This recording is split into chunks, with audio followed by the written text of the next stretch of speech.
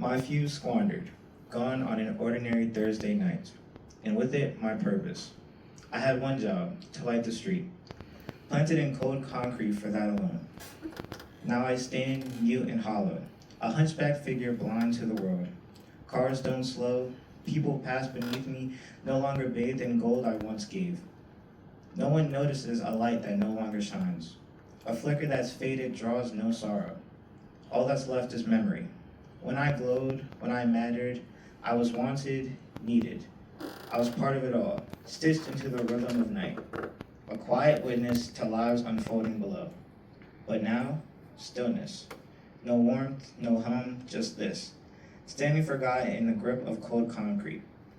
Not every story burns forever. Some flicker, some fade, like my light, leaving only memory. But maybe that's enough. Thank you. Woo, good job. Okay. Pass the mic. Hello, my name's Amari. I'm reading Fidgeting in the Dark. In the stillness of night, when shadows roam, sleep eludes me in its elusive form. Thoughts race in my mind like a train, a restless soul in its head. The clock ticks seeming slow as ever as I wander through the endless space.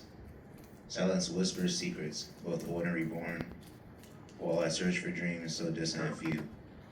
The moon hangs high, a guard for the night, watching over the sleepless interval. Stars twinkle, mocking my futile quest to find peace that I cannot have. Tired eyes plead from sweet relaxation, but insomnia flows like a river. A night without end, a weary fight, until dawn breaks, closing this endless night. Yay, good job.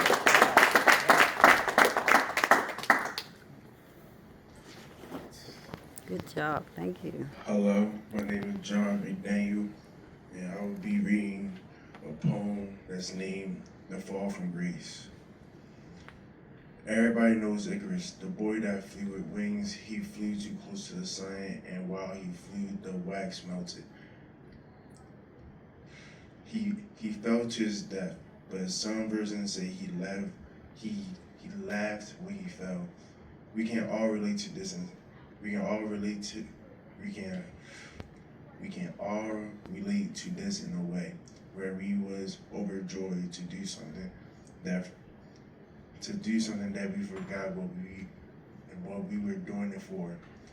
We wanted to feel free when we did it ourselves and not have others tell us what to do.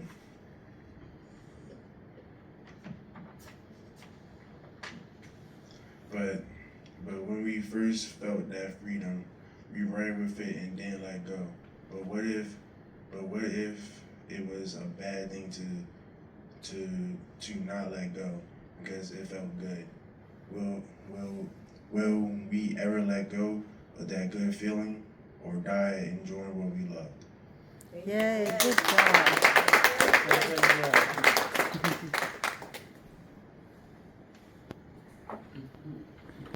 Hello, my name is Aiden, and my poem is called Running.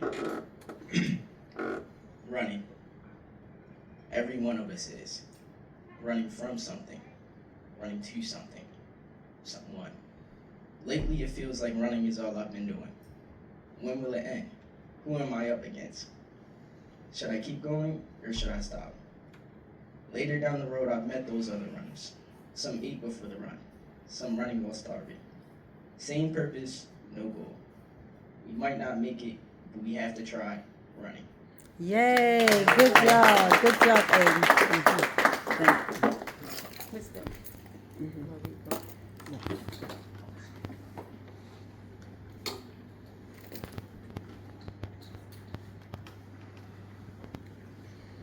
Good afternoon. My name is Doreen Mont, A.K. Montez Green. Mr. Green couldn't be here today, but we wanted to present his poem because it was his first year Goucher, and we were just so proud of him for stepping out and stepping up. So, bear with me while I read Monte Green. Fall. Fall is amazing weather where people love to come outside and relax or even take their dog out for a walk or maybe even go into the playground with their children, family, or friends and spend time together. Fall weather is somewhat like summer, but isn't at the same time. Fall is more so in the middle of both summer and winter. It's sort of like a mixture of both, because during fall, it's usually not cold or hot. Instead, the weather is usually balanced and you can usually wear whatever you desire to wear on your body. And also during fall, there's lots of leaves falling from trees and flying everywhere and lying on the ground. However, fall is an amazing season to grow fruits like berries, watermelon, and plenty other amazing fruits. And then overall, fall is just an amazing season because it's cozy, calming, and very peaceful. Fall is like pumpkins with angry looking carved faces, and also fall is like Michael Myers chasing someone with a knife. And also fall is also like orange, red, and brown with scarecrows and pumpkin patches. Also, fall is like my grandmother cooking with church music during the afternoon in her robe, making pumpkin pie and apple pie. Also, during fall is when I beat the odds and was birthed by my mother during the amazing gloomy fall weather, with the wind whistling and the calming sounds of the leaves gliding across the ground. And I Yay. hope I represented Mr. Green very well. Yes. Thank you. Thank you, Doreen. Thank you, You, thank you did good. Thank did you. good. And also, we have a special treat as we introduced Mr. Dominic A. earlier. He specifically wrote something for today for y'all to hear. So, Dominic, would you like to come up? Thank you, Dominic. How y'all doing? My name Dominic. I've been with Unified Efforts for over 10 years. And I wrote this first poem when Ms. Debbie took my driver license. Aww. And it's a lifelong lesson. So it's called Stay in Your Lane. Okay. Stay in your lane. Pay attention to your surroundings is imperative. Slow down. Don't move too fast. You might crash. Your fast cash can be your last. My life is like walking up a million stairs. When will I get to the top? What's at the top? You can be whatever you want to be. Just stay humble. You got control of your life like you got control of the wheel. You can make a way for yourself. You just gotta have the will.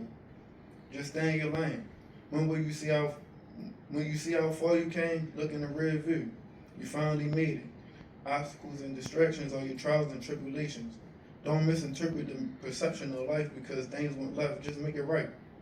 People chasing money, power, and fame. I'm just gonna be myself and stay in my lane.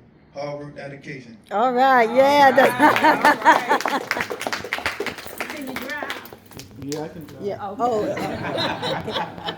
Well, I think we're in safe company, but Dominic didn't tell you the rest of that story when he asked me to take him to his driver's license. So I feel like statute of limitation has expired. So I'm going to share this with the audience that I hope you give me some grace. Dominic is innocent. My fingerprints are all over this. So if you're going to judge me. So Dominic called and I knew that he needed to have personal transportation and get his driver's license because he's trying to, establish himself and be independent. So I have to support that. On the day that he called me, I said, well, we can go to the NBA on Washington Road. He said, fine. And the last time I had anything to do with people getting a driver's license, my son, we talking about the year, my son was in high school, so we talking about like 1990, okay? Since that time, the laws have passed and there were other, policy and regulations that was in play. So as we entered into the NBA on Washington Road, and you have to have an appointment. So Dominic, he did make an appointment. He did the responsible thing. We walk up to the window, and we say, we're here. Dominic A, he has an appointment to take his driver's lesson. And they say, fine, may I have the book? And I'm like, book? And I didn't want to give away too much that I didn't know what she was talking about. She said, yes, I need to have the book, the certified book that he has had X amount of hours driving at night, in inclement weather, how many hours he had, almost like getting a pilot license. So I said, oh, we left that in the car, we'll be right back. So as we walk out, I said, Dominic, what's about the book? He said, yeah, Miss Debbie Hepburn. He said, I said, where's your book? He said, I forgot about it. I said, well, we walked past his table, all these books. I said, just grab a book, we'll go out to the car and we'll certify this thing, okay? So Dominic, we walked past, so I don't know if I grabbed the book. Did I grab the book? I grabbed the book and my fingerprints off one. So I walked past the table and I grabbed a book and then look at it. So we go in the car. I said, Dominic, we're gonna figure out how many we're gonna do this. We looked at the book and it was all in Spanish. Wow. I said, Dominic, do you know any Spanish? He said, no, senorita, I do not know any Spanish. I said, well, we're going to figure this out. So we're going through the book and we're trying to translate what these words mean. What the dark part mean? What could at nighttime? We signed the book. I signed the book. We go back in. We turn the book on to the administrator, and they accepted the book. So that's one of the inside stories that Dominique and I will share probably forever and forever. So I appreciate that. So I just want to thank you all for coming out here today and listening to what our young men have shared with us. I could not be more, I don't like trying to use the word proud, but I am amazed, just amazed with what they have produced and why it's so important that unified efforts need to always be there for young people. And we're very grateful for y'all taking the time out. And one other thing that John did not do, I know you read from the original work, but the one that you wrote at Goucher that was published, everything they read today was published by Goucher. Would you mind reading what Goucher published for you? If y'all don't mind, yes. Not at all. Because I think it's worth hearing. And during this little commercial break, please go to unifiedefforts.com where you can hit the donate button and help keep Unified Efforts alive. Amen. Amen. So this one is called How Much. How much do you need to grow to become better like a tree? How much pain do you need to feel to realize how much you lost? How much do you need to get pushed to the limit? How much time do people need to realize how much time they need to succeed? How much can you lose by trying something new? How much will it catch your eyes like it did mine? How much can you love without it leaving you and staying away? How much can you do for a person without a notice? How much can you lose without being focused? How much sacrifice can be made by many for one person? How much can you do to lose everything you did and done? How much can you win just to lose? How much can you fail just to get hurt again? How much loss can people take until they break? How much love can you give till you lose it all? How much can people just take without a notice of a break? How much can lie with tears in your eyes? How much will you believe if you couldn't see? Thank you. Like that.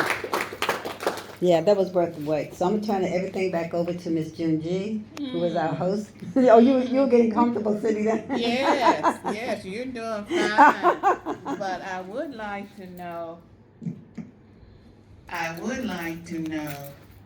why you picked the topic that you picked to write those beautiful poems. Will all the writers come up here and as they ask you the questions, you can take it upon yourself to answer? Dominique? I wrote about fidgeting in the dark because I couldn't go to sleep and I needed a piece to write about. My first piece was how people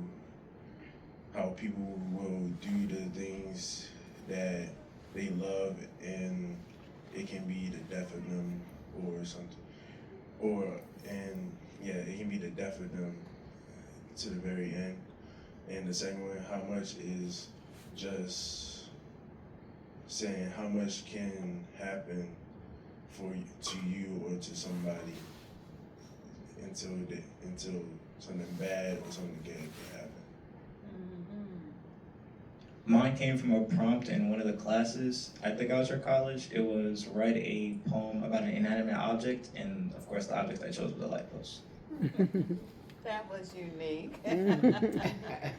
I wrote about running because my favorite superhero is the Flash, a superhero with super speed, and because I am no stranger to running from my problems. Amen, amen.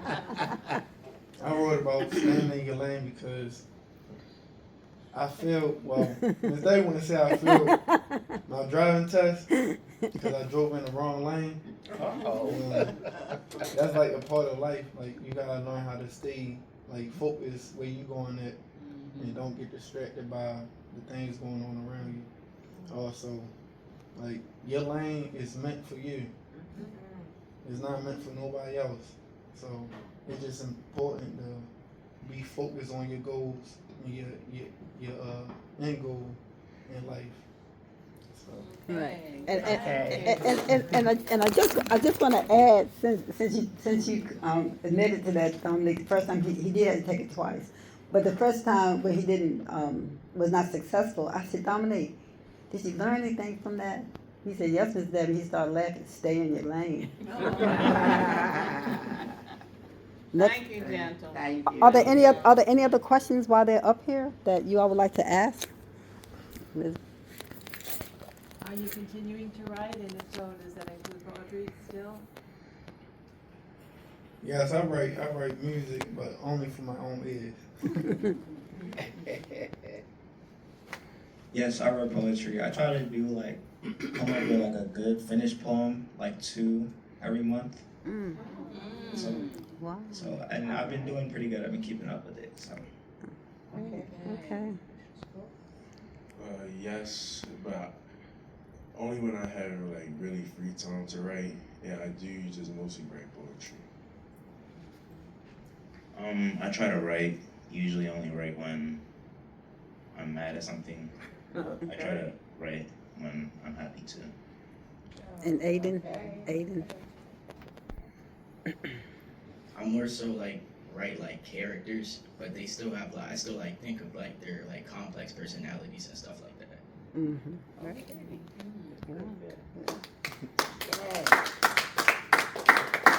Are there any other questions you'd like to ask the authors? Because they are published authors now.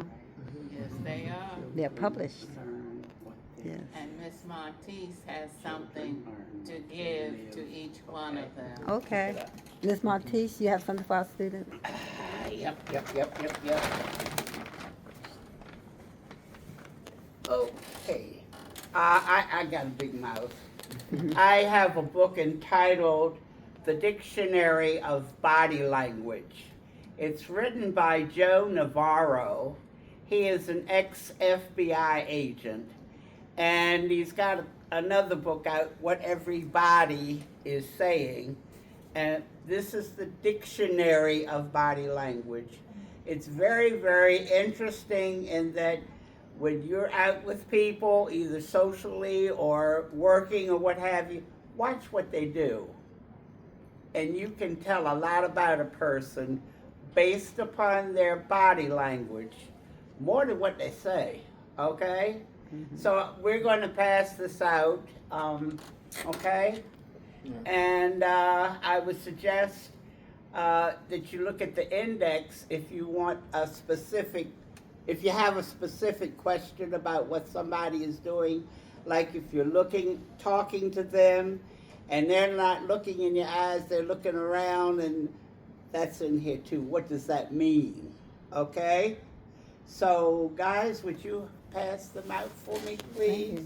Are they to keep these books, Ms. Montez? Yes, ma'am, there it is. Okay. Oh, and let me tell you what I do. When I had a book in school, I would turn to whatever age I was, I would turn to that page and write my name on it. They still have enough pages for me to do that.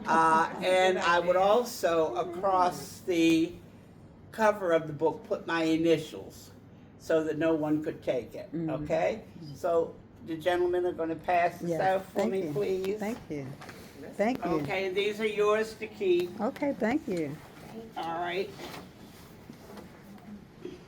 Thank you so much. you're very welcome. Here you are. Here you are. Thank you, David. Let me know if you need more. Okay. So I'm going to turn the rest of this program over to Miss June G. I want to thank everybody. And again, our students usually attend Goucher's Creative Writing Workshop for high school students in the latter part of June and July. So if you think about us, unifiedefforts.org, donate. One for me and one for Montrez. If somebody wants one, I'm happy to donate.